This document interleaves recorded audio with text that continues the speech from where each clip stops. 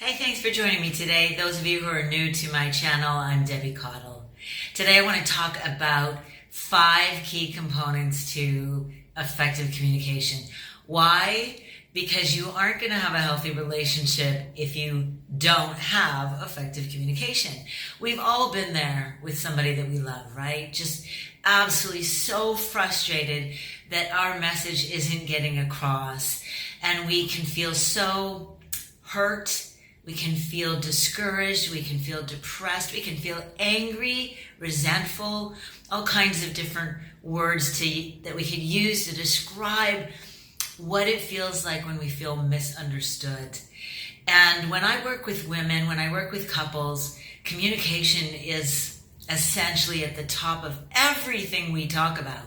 It doesn't matter what the problems that they bring to me are: money, parenting, family challenges, extended family, sex. It doesn't matter what it is. It all boils down to, really, in many ways, communication. How we talk to each other about these problems. So, we're going to cover 5 aspects. Let's dive in right now. I think one of the most important aspects of really great communication is listening. And it's one of the things we tend to be the worst at. I once read somewhere that we only truly listen about 11 seconds before in our brains we're already deciding how we want to respond. 11 seconds. Can you imagine how much miscommunication can come out of just that alone? If I'm only really listening to him for 11 seconds, that's not a lot of, opportunity for me to really hear what he has to say. So effective listening is so much more than just me looking at him and nodding occasionally and going, but really in my head, I'm like, yeah, you can be saying that, but I know it's true and I know it's not true. Or maybe I'm semi-tuned out and I'm thinking about other things, but my face is conveying I'm listening, but I really haven't gotten a lot of what he said to me, right?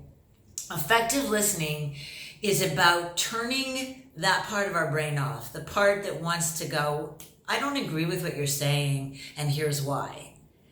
Or the part that's distracted by other things. Effective listening is about really paying attention to what that person is trying to communicate, not just the actual words that they're saying, but what the meaning behind those words might be. And the way that we really force ourselves to listen effectively is when we have to repeat back some paraphrased version of what they've said. That's how we know that we've heard them correctly, and that's how they know that they've really been listened to. So when you have to repeat back, it forces you to just sort of be neutral, okay? Not thinking about what you're going to say in response. And it's really just a simple step that we insert between them talking and you responding. That part in the middle is, so I think what I'm hearing you say is, this would be you making sure, checking in with the accuracy of what you think you're hearing. So I think what you're saying is, and then you just repeat back what you heard. And think of this as like a traffic light, okay? Think of communication as like the flow of traffic. So when you're in listening mode, you're at a red light. When the other person is talking, they have a green light. They're going, okay? And you don't go from a red light to a green light until they've said to you, yes, that's what I'm saying. So in order for you to get that green light, you're paraphrasing what you heard. And you might either get, so if Jeff was talking to me about something, Jeff being my husband, if Jeff was talking to me about something And then I say, well, let me just sort of check in and make sure I understand what you're saying. This is what I heard. Is that what you're saying? If he were to say to me, sort of, but not totally, think of that as a yellow light. If he were to say to me, no, that's not what I'm saying at all, then I still have a red light. I don't want to move forward unless I get a green light. Okay, if I get a yellow light, I might proceed with caution. But is that really a good idea? Because that yellow light tells me that I haven't fully understood everything that he's saying to me. So it's better for me to wait for a green light, which means he sort of needs to repeat what he has said. And maybe the reason why I'm not fully understanding what he's saying is because he hasn't done a very good job of expressing himself. So he might, in repeating himself, he might need to find a different way to say what he's saying. Either way, I have to listen carefully. I have to make sure that I'm not distracted or disagreeing in my head with what he's saying, so that once he's repeated what he said, I once again go, okay, well, let me try again, let me sum this up again, and I repeat it back. And then once I get that green light from him, yeah, that's what I'm saying, then I can respond. Then I've got my green light, and my side of the communication traffic, so to speak, can flow, and now he's sitting at a red light. Okay, before he responds back to me, he's got to paraphrase what I'm saying. Every time I have people do this, I'll have clients role play this, in session with me. They are so amazed at how much calmer they're able to express themselves, how much better they feel heard, and how much easier the communication is between them. Another key to effective communication is showing curiosity. Especially when we've been with somebody for a while, we get really quick to stop asking questions. The way we show curiosity is to ask questions. And when we've been with somebody and we think we know them, we stop doing this and we start to make assumptions. We start to jump to conclusions. We start telling ourselves things like, I already know what he's going to say. I already know what he's going to do. I don't need to check in with him because I already know his perspective on this. Well, no, we don't.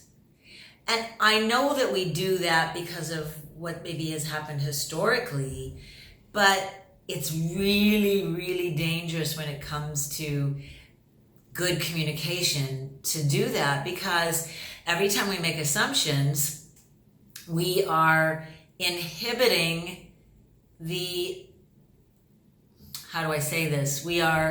we're inhibiting our partner's ability to change. We are judging them based on something that's happened in the past. And our assumptions then lead us to react in a certain way instead of asking questions. So how does this look? How do we ask questions and show curiosity instead of just sort of, drawing conclusions about a matter? We do this by asking the right kind of questions for starters. One of the least effective ways to ask questions is to ask using the word why.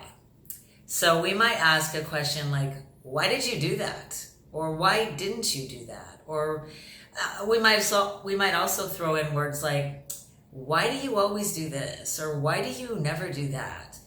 When we ask why, often we're going to create defensiveness in our partner.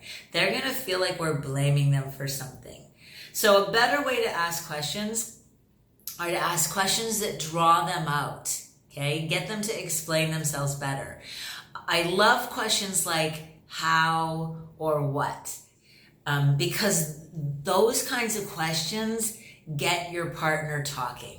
You want your partner to explain themselves better. And that keeps you from, again, just, jumping to conclusions about where they're coming from. So questions that don't just lead to a yes or a no answer, or that, again, a sort of assign blame. So questions like, what do you really mean? Or where are you really coming from? Or what is it you're really trying to say? Or it seems like this is what you're saying. Is that what you're trying to communicate to me? Or how did you arrive at the conclusion that you're at? Or how do you want us to go from point A to point B in this problem? Again, things that get your partner talking. Curiosity also tells your partner that you are very interested in what he has to say. Because asking questions tells the other person, wow, I really matter to them. They really want to know my point of view. They really are interested in what I'm thinking and feeling. The moment we lose any sort of curiosity in our partner, our communication's out the window. Another really, really important aspect of communication is to make requests of our partner, not demands. This really goes hand in hand with showing curiosity, which I've already talked about.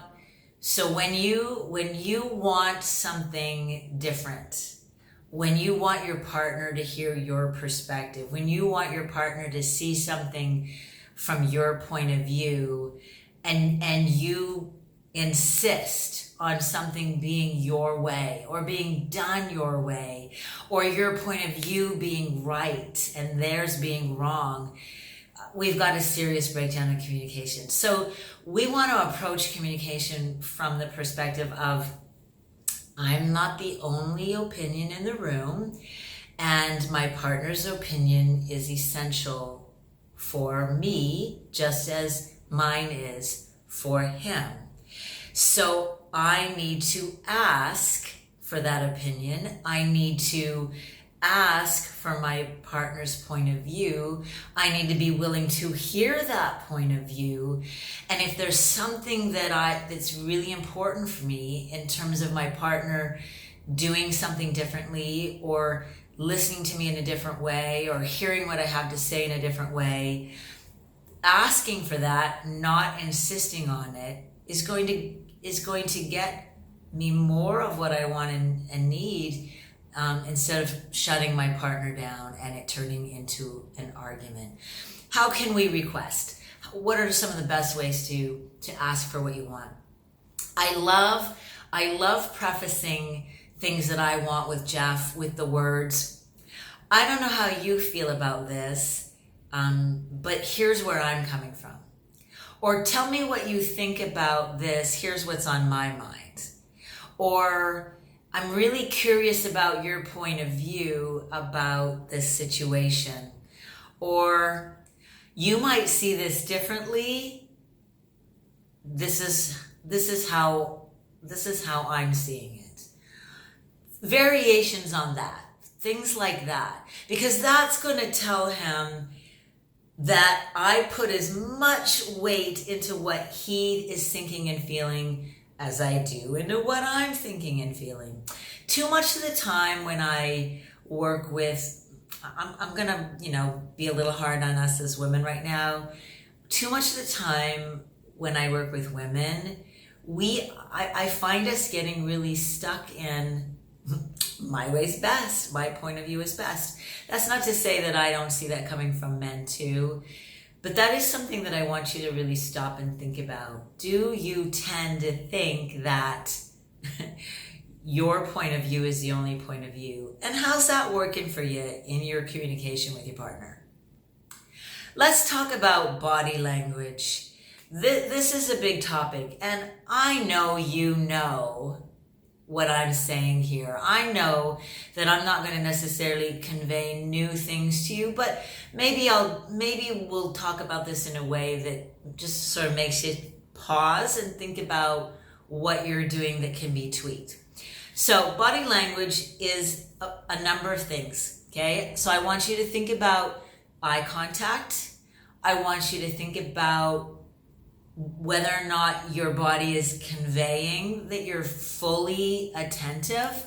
And I want you to think about your tone, okay? So let's go back to eye contact. If you are looking at your phone, scrolling on your phone, if you're looking at your computer and you're just like, but it's really, really obvious to your partner that you're not really listening, we're gonna have a problem. If along those same lines, you've got so many things going on, so only a small piece of your brain is attending to him because you've got something on the stove, you've got the kids over here, making noise, you've got, something going on in your head that you're attending to, you're being pulled in multiple directions. So again, your partner's just getting a small piece of you, we're gonna have a problem. Your tone, this one's really, really important. Your tone tells your partner or not whether you're really interested in what he has to say. So if you seem annoyed with your tone, if your tone is sort of strident, impatient, condescending, loud, all of that gets in the way of your partner feeling heard and then him being willing to really hear you. Also, obviously, part of our nonverbal is just our facial expression. Do we have an approachability to our face? Are we smiling? Are we frowning? I get these frown lines going on right here, and that's just my resting face. Like, I look angry, and I think that's pretty common.